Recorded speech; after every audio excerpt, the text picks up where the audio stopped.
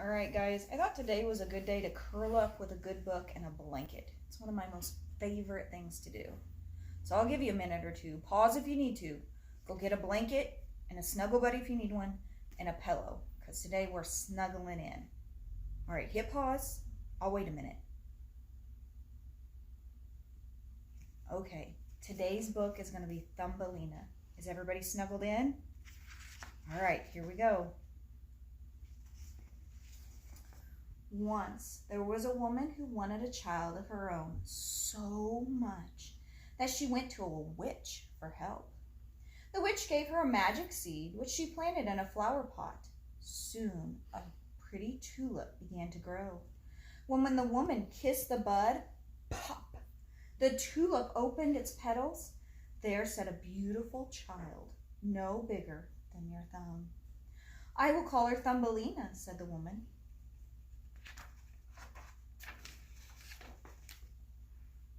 Thumbelina slept in a walnut shell. Her mattress was made of violets and her blanket was a rose petal.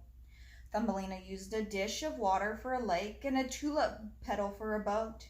She liked to row back and forth, singing sweetly all the while. One night, an ugly old toad saw Thumbelina sleeping in her walnut shell. Croak!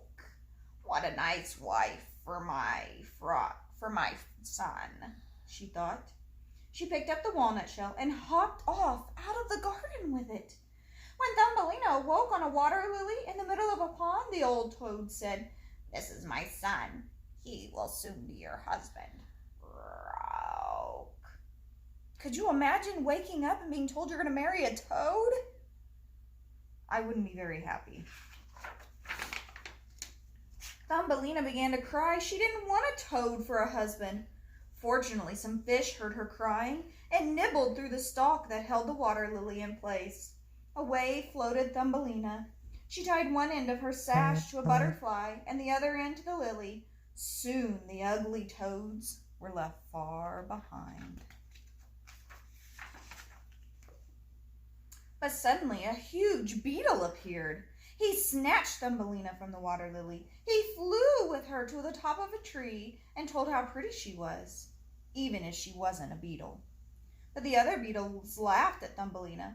"Where are her feelers?" they asked. "She has only 2 legs. How ugly she is." Finally, they sent Thumbelina away. Poor Thumbelina. All through the summer and fall, Thumbelina lived in the woods. She played with butterflies and listened to the beautiful songs of the birds. Then autumn turned to winter, and the snow began to fall. When snowflakes fell on Thumbelina, it felt like a whole shovelful. After all, she was only the size of your thumb. She wrapped a dead leaf around her shoulders, but she shivered as she wandered through the woods. One day at the edge of the woods, Thumbelina came upon a home of a kindly old field mouse. "You poor thing," cried the field mouse. "Come in out of the cold." So Thumbelina went in and warmed herself by the fire. Then the mouse had an idea. "If you will keep house for me and tell me stories, you can stay here for the winter." That was better than freezing in the snow. So Thumbelina agreed. An old mole with a fine velvet coat lived next door. "He'll make a good husband for you," said the mouse.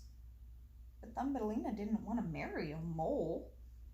The mole soon came through the underground tunnel to visit the field mouse. "I have found a dead bird in the tunnel," he said.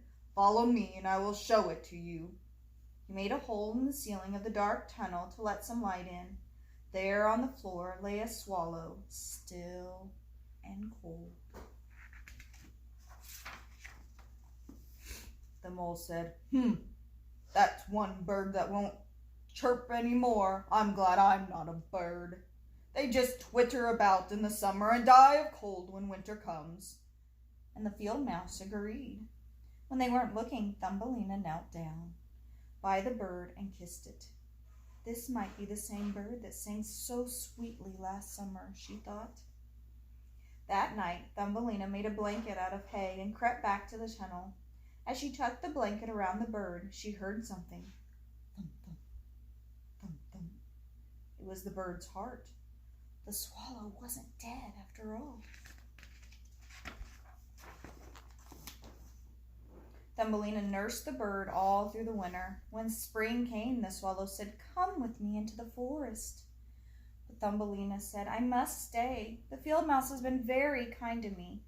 So the swallow said goodbye and flew off into the bright sunshine. Thumbelina was not happy. Although it was spring, she wasn't allowed to go outside. She had to tell stories to the dreary old mole, and now the mole wanted to marry her. "You'll need lots of new clothes," said the field mouse. 4 spiders were hired to spin the thread and weave the cloth. Thumbelina was very sad. Whenever she could sneak away, she peeked out at the blue sky. How she longed for her friend the swallow. I don't know, would it be worse to marry the toad or the mole? Neither one of them's a very good choice. When autumn came, Thumbelina's new clothes were finished. The field mouse said, "Just think, soon you'll be married to the mole." Thumbelina burst into tears. "I won't marry him," she cried. "Pish posh," said the field mouse. "You're lucky to have such a fine gentleman, so don't be stubborn." On the day of the wedding, the mole came to get Thumbelina. She would have to live with him in his dark home under the ground. But first she wanted to say goodbye to the sun and flowers, for she would never see them again. She took a few steps into the cornfield. The sun was shining brightly. "Goodbye, goodbye," she cried. "Tell the swallow I say goodbye." Suddenly, she heard something above her. It was the swallow. "You don't have to marry that dreary old mole," said the swallow. "Just hop onto my back and I'll take you far away from here." So Thumbelina climbed on, and the bird flew high into the sky. Far below, forests and white mountains glided by. Then there were warmer lands with orchards, grapes, sweet-smelling air, and lovely butterflies. On and on the kind swallow flew with Thumbelina on his back. Finally, they climbed to a beautiful palace in a garden near a lake. The swallow set Thumbelina down on a large white flower, and right in the middle of the flower was a tiny man with a golden crown and wings. He was the king of all the flower spirits. Thumbelina was the most beautiful person he had ever seen. He placed his crown on her head and asked her to be his queen.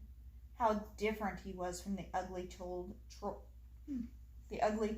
and the dreary old mole. So of course, Thumbelina said yes. All at once, tiny spirits appeared in every flower carrying presents. The best present of all was a pair of beautiful wings with which Thumbelina could fly from flower to flower. The king said the young Thumbelina is not pretty enough for such a beautiful queen. I will call you Maya. And the new queen smiled, and everyone was happy. As for the swallow, when it was time to say goodbye, he flew far north. There in his nest, outside the window of a man who tells stories, the bird chirped the tale about Thumbelina and her adventures. I hope you guys enjoyed snuggling up with a good book with me. Have a great day. Bye.